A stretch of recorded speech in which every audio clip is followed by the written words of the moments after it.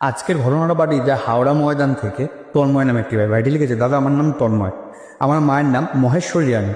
দাদা আমি আমার মায়ের সম্পর্কে কিছু বলতে চাই। ছোটবেলা দিয়ে মাকে অনেক কষ্ট দিয়েছি, তবুও আমার মা হাসি ফোটানোর জন্য আমার অনেক চেষ্টা করেছে।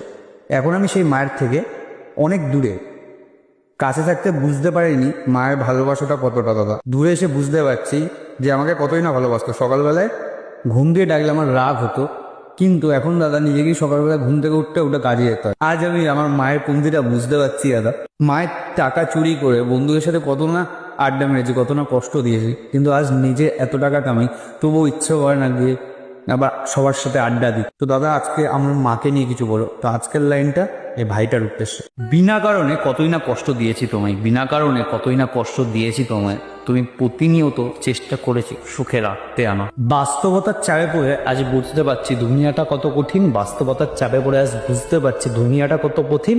জীবন দিয়েও চাইলে কখনো মেটাতে পারবো না মা তোমার এই ঋণ। তোমার অনুপস্থিতিতে এই কঠিন দুনিয়ার সাথে লড়তে শিখে গেছি, তোমার অনুপস্থিতিতে এই কঠিন দুনিয়ার সাথে লড়তে শিখে গেছি মা। এখন বুঝতে পারি আমার সেই ছোট্ট আমিটা আজ অনেকটা বড় হয়ে গেছি।